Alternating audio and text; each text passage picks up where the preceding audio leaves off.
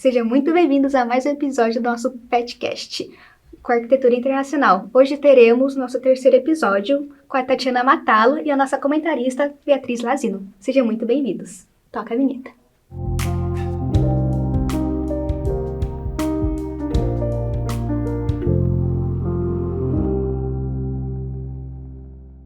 A nossa terceira pergunta é: depois de ver arquitetura na Itália, o que você acha que nós, no Brasil, poderíamos repensar ou valorizar mais na forma como projetamos e construímos nossas cidades? E qual elemento daqui poderia ser valorizado lá? Tem bastante coisa, né? Eu acho, assim, que a grande diferença, assim, talvez não seja nem a questão de diferença, que eu acho que a gente poderia trazer de experiência deles lá, bem sucedida, é a questão da preservação do patrimônio. Isso, sem dúvidas, é um legado que deveria ser valorizado no Brasil, porque a gente tem uma história que é apagada a cada demolição que é feita para construir um edifício vertical. Né? Então, assim, nossos centros históricos ficaram abandonados por muitos anos. Agora a gente vê uma busca pela requalificação de alguns centros, né? Então, São Paulo está tendo um grande movimento nesse sentido. Mas, assim, anos, né? Décadas de abandono, né? Em todo o patrimônio nacional, né? Então, a gente vê belíssimas obras, belíssimas arquiteturas que foram deixadas, né? A Deus, né, do Ará, né, assim, não tem nada, assim, nada feito, nada pensado, nenhuma solução, nenhum investimento, nenhum incentivo para isso. Então, assim, eu acho que o grande legado que a gente poderia ter é esse cuidado com a nossa história, esse cuidado com o nosso patrimônio, né? Lá eles são bem rígidos com isso, né? São. Nossa, E é uma valorização da sociedade como um todo. Não é só do pessoal da arquitetura, do pessoal das artes. A sociedade valoriza. A sociedade cuida. A sociedade denuncia se tem uma depredação. Então, você vê que é cultural. Claro que aqui, né, é uma questão também que a gente tem muita coisa nova. Então, o que é novo é mais legal. O que é antigo ninguém quer pensar, ninguém quer restaurar, é caro. Então, tem uma série de fatores que devem ser levados em consideração aqui no Brasil. Mas, em termos gerais, eu acho que a parte do restauro é um grande legado que poderia ser, né, mais bem pensado aqui no Brasil. E eu acho que, assim, o que a gente poderia levar, na segunda parte da pergunta, né, eu acho que é a criatividade. E aí? Que legal. Porque a gente é muito criativo. A gente é muito criativo. O povo brasileiro é um povo criativo, é um povo que se adapta a todas as situações. Né? Então, a gente já teve muitas épocas de crise, a gente já teve muito, né, a nossa história, ela não é linear, então a gente teve altos e baixos ao longo das nossas histórias, né, em termos econômicos, em termos sociais. Então, isso gera uma pessoa, um profissional, né, um cidadão que é muito criativo e se adapta muito bem às situações diversas, né? E eu acho que isso também, para nós, né, que somos da área da criação, né, que trabalhamos com arte, arquitetura, moda, a gente tem isso enraizado. Né? Se adaptar, pegar ideias de vários lugares, fazer um mix e produzir um produto, um conteúdo. É muito do brasileiro isso, a gente é muito criativo e eles adoram isso lá. Sério? Eles adoram isso, é muito legal. Porque, assim, eles são muito técnicos, mas eles não são tão criativos, né? Muitas vezes. Não em geral, né? Claro que tem profissionais excelentes, né? Grandes designers, arquitetos, né? Mas a gente tem isso muito enraizado, assim. A gente faz com muito mais facilidade do que alguns profissionais lá. Então, isso eu acho que é uma grande contribuição que o brasileiro tem. Nossa, a gente não espera isso, né? Porque na Itália a gente pensa assim, nossa, são pessoas muito criativas, são muito avançadas, assim, nossa, eles devem dar 10-0 na gente nisso, né? Só que aí você chega e fala, não, o Brasil é mais criativo. O quê? Eu acho que a gente tem, é diferente, assim, não que eles não sejam criativos, eles são muito criativos, mas a gente tem muito enraizado, a gente se adapta muito a várias situações diferentes. E eu vi isso lá, eles tinham mais dificuldade de adaptação a situações que fugiam da linearidade. Então, você está vindo num caminho, de repente você tem que se adaptar, você tem que fazer diferença, tem que mudar, não é mais esse projeto, é aquele. O pessoal fica descompensado, né? E a gente, não, beleza, dá para fazer, não, vamos mudar, faz isso, faz aquilo, a gente se adapta, a gente é criativo em soluções, a gente é criativo no design, a gente é um povo criativo. Sim. Né? Então, acho que isso é uma coisa bem legal. Até no próprio ensino da arquitetura, né? Você comentou que lá era muito técnico, que era muito relacionado com engenharia. Aqui a gente vê, acho que principalmente na universidade que a gente tá, a arquitetura é muito ligada com as artes plásticas, né? Então, acho que explora muito mais a criatividade nesse sentido. Muito mais, com certeza, muito mais.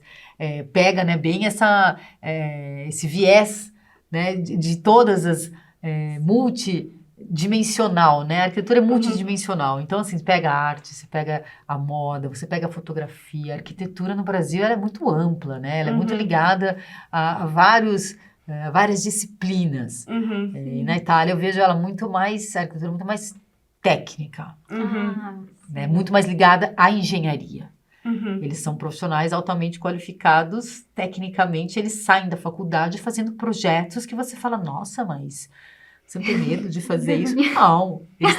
Eles têm segurança profunda em tudo que eles estão fazendo. Então, assim, isso é muito interessante. Nossa. E uma diferença também que eu acho que é legal falar é que eles fazem lá uma prova após faculdade de arquitetura e engenharia, uma prova como se fosse a nossa OAB dos advogados no Brasil. Então, você só pode atuar se você tiver passado nessa prova. Caraca, são os bonzão mesmo, né? E assim, todos eles fazem 2 ou 3 vezes, porque é muito difícil passar. Então, você pode trabalhar na área, você não pode assinar projetos, mas é vergonhoso você ainda não ter o certificado. Eles ficam assim, realmente... Parece que não tem a qualificação, né? Exato. Eles ficam envergonhados de dizer que ainda não tem a carteirinha de engenheiro ou a carteirinha de arquiteto. Caraca. Então, assim, além de ter uma formação altamente qualificada, eles ainda têm essa prova que é feita pós-faculdade e depois, assim que eles têm a carteirinha, aí eles estão já prontos, digamos assim, para o trabalho oficial, assim, no mercado de trabalho, né? Já estão mais qualificados, mas eles já são, né? Então ainda tem mais a prova, que eles estudam mais 1 ano para fazer essa prova, às vezes fazem 2, 3 vezes essa prova. Então, realmente, vai cada vez se aprimorando mais. Então, tinha meus colegas no escritório, todos engenheiros, e fazendo projeto de prédios, de pontes. Eles tinham acabado de sair da faculdade.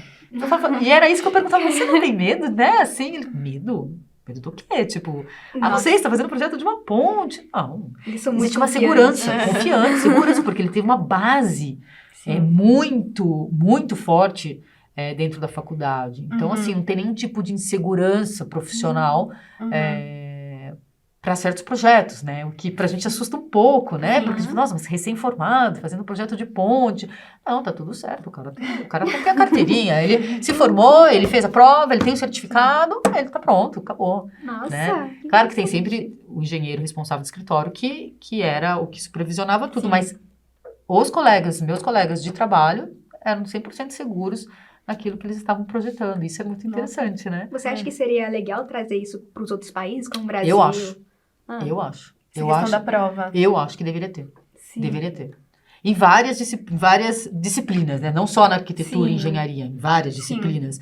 Mas eu acho que deveria ter. Eu acho que as pessoas pensariam mais antes de fazer os projetos, teriam mais responsabilidade técnica antes de elaborar os projetos. A gente tem, né, o CAL, que é o nosso conselho, e o CRE, que é o Conselho dos Engenheiros, que garante um certo controle, uma certa fiscalização, uma certa responsabilidade técnica em cima daquilo que a gente faz.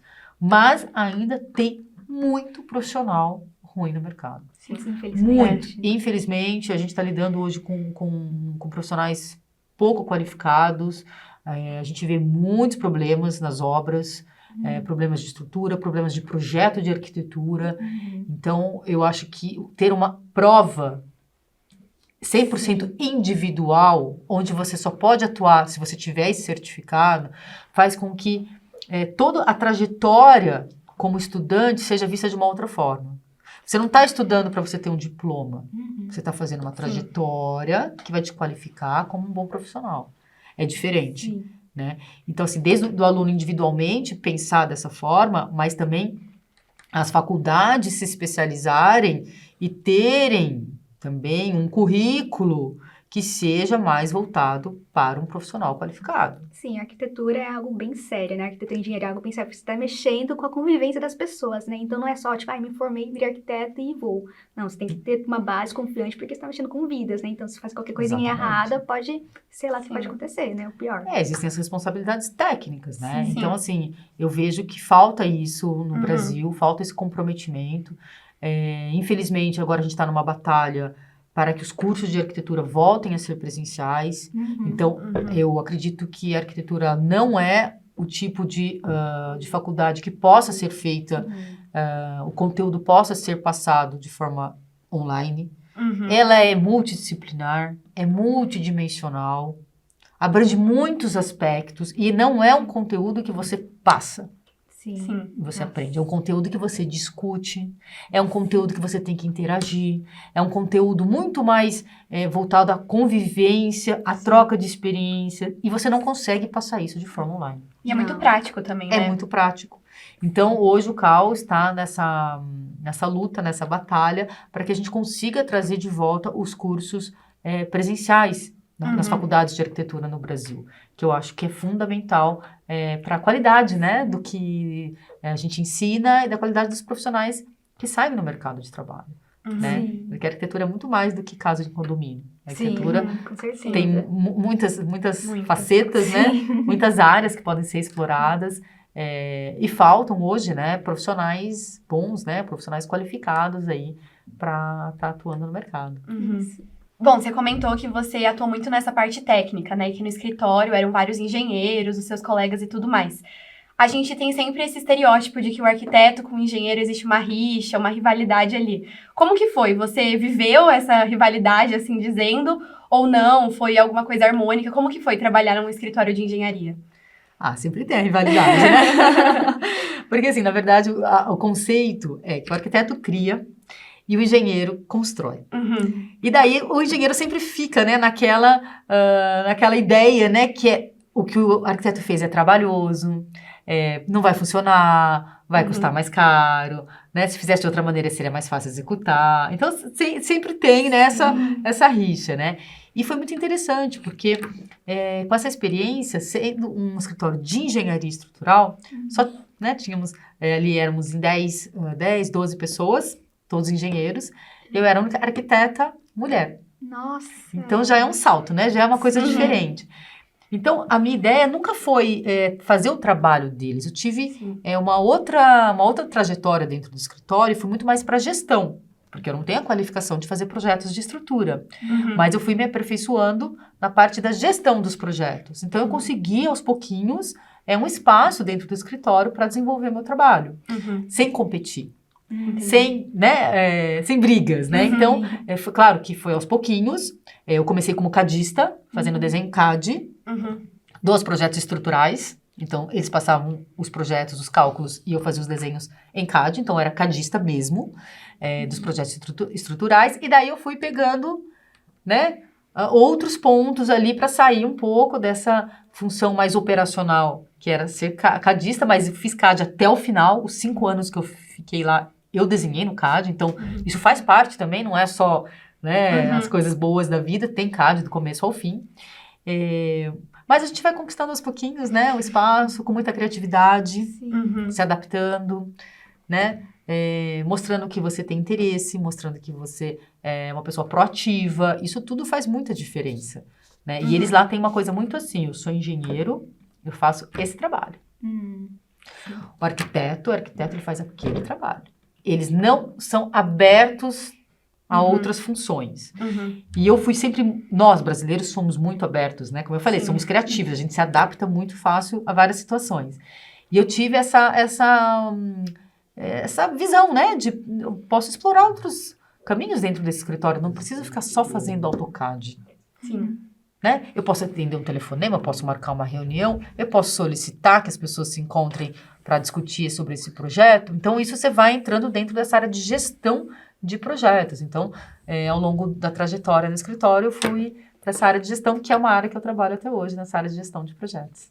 Ai, que legal. Perfeito, Tatiana, muito obrigada, viu? E com isso encerramos nosso 3º episódio do PetCast Arquitetura Internacional. Mas não acabou por aí. Temos mais 2 episódios anteriores para vocês que se quiserem assistir e vamos ter mais um episódio extra. Então fiquem ligados no nosso podcast. Até mais!